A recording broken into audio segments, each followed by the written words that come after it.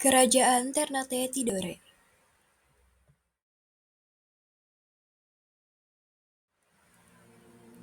Kerajaan Ternate dan Tidore adalah dua kerajaan di Kepulauan Maluku, Indonesia, yang memiliki sejarah yang panjang dan kaya.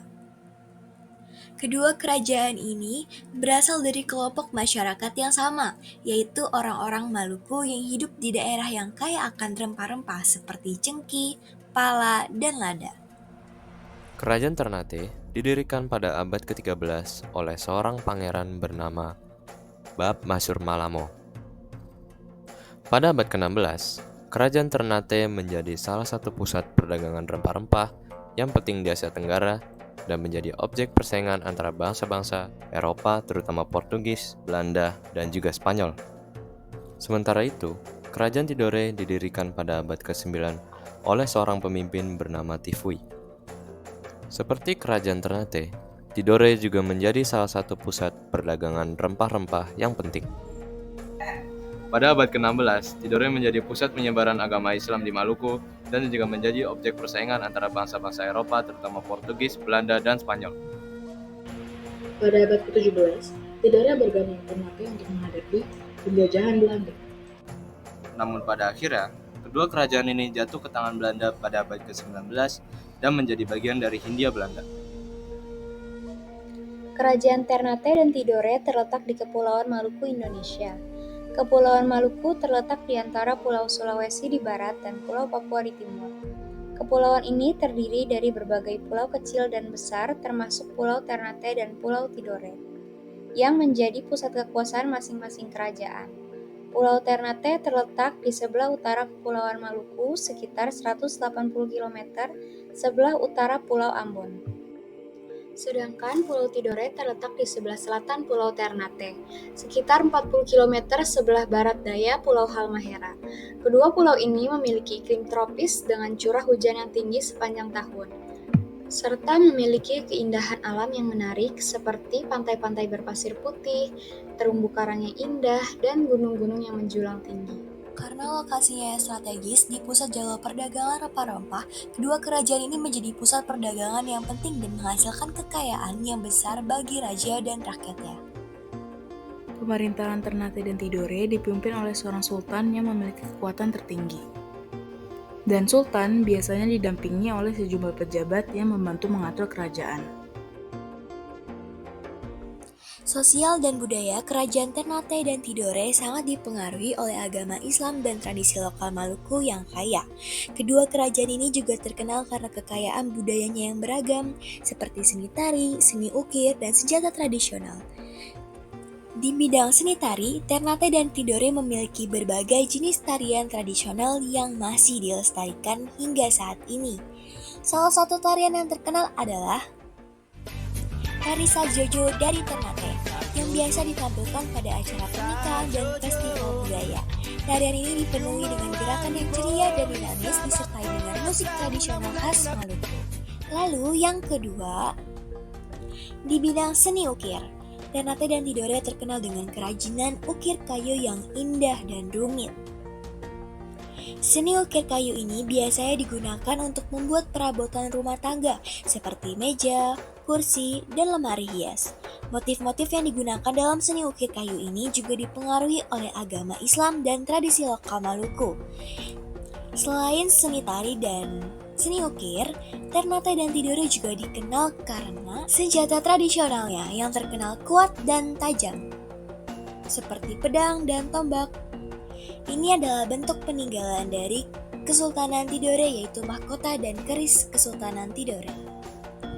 Lalu yang kedua ada parang salawaku.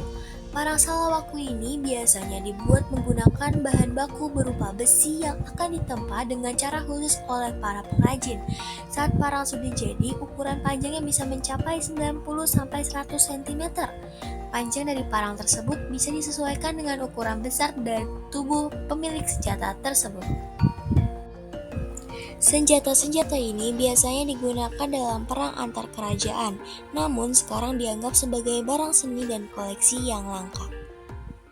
Selain itu, agama Islam juga memainkan peran penting dalam sosial dan budaya di Ternate dan Tidore.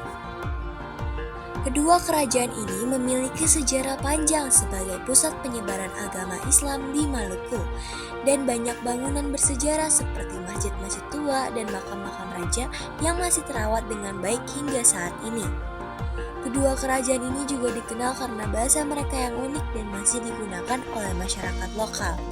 Bahasa-bahasa ini merupakan bagian dari rumpun bahasa Austronesia yang masih bisa digunakan oleh sebagian kecil masyarakat di Kepulauan Maluku hingga saat ini. Penduduk Ternate, kata Pires, menjadi kawan terdekat bangsa Portugis di Maluku. Pemimpinnya, Sultan Bayanullah, banyak memberikan bantuan. Orang-orang Portugis mulai menyebarkan pengaruhnya di Maluku.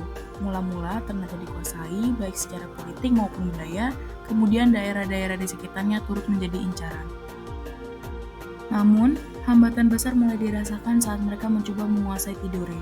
Wilayah sejak lama berselisih dengan Ternate itu menolak kehadiran mereka. Portugis pun menggunakan cara keras dalam usaha menguasai kerajaan Tidore. Tekanan dari Portugis membuat posisi Tidore terpojok. Gempuran persenjataan lengkap Eropa itu sangat menyulitkan hingga Tidore membutuhkan bantuan besar. Carvalho dan Goncalves Gomes tiba di Tidore bersama sejumlah pasukan. Mereka diterima dengan baik ketika memasuki pelabuhan Tidore. Spanyol pun terlibat dalam perselisihan Tidore Ternate sekaligus menantang musuh bebuyutannya di Eropa yakni Portugis dalam perebutan kuasa atas rempah Maluku. Perang di Maluku terjadi dalam suasana yang tidak menentu. Meski dalam sejumlah peperangan, kekuatan Ternate bersama koloni Portugis yang lebih unggul, tetapi mereka tidak bisa mempertahankan kekuatan dari dalam. Koalisi Tidore Spanyol dan Ternate Portugis ternyata tidak bertahan lama. Sejumlah perlawanan mulai digelorakan rakyat di beberapa tempat. Meski dua tokoh utama Ternate dan Tidore belum berbaikan, tetapi perlawanan yang terpecah itu mulai merepotkan kedudukan Portugis dan Spanyol. Rakyat berhasil menduduki benteng pertahanan dan melucuti persenjataan keduanya. Portugis bahkan terusir dari tanah Ternate pada 28 Desember 1577. Mereka pun terpaksa mengungsi ke pulau-pulau sekitar untuk mengamankan diri. Dibantu tentara Spanyol, Portugis berusaha merebut kembali Ternate. Namun sayang, pada 1605, Belanda keburu datang mengacaukan jalannya perang di perairan Maluku. Kekuatan gabungan Portugis Spanyol pun teralihkan ke Belanda. Gabungan kekuatan Ternate Belanda mampu memukul mundur Spanyol dari Ternate dan Tidore. Kekayaan dari perdagangan rempah-rempah tersebut memungkinkan Ternate dan Tidore untuk membangun infrastruktur yang baik, seperti pelabuhan, benteng-benteng pertahanan, dan istana-istana megah. Pada 1620-an, Belanda sudah berhasil mengamankan posisinya di perairan Maluku. Mereka akhirnya bisa mulai memonopoli rempah-rempah dengan tenang. Tapi, meskipun kehilangan kemerdekaannya, Ternate dan Tidore tetap mempertahankan kebudayaan dan tradisi mereka yang hingga kini masih terjaga dan dihargai sebagai bagian dari warisan budaya Indonesia.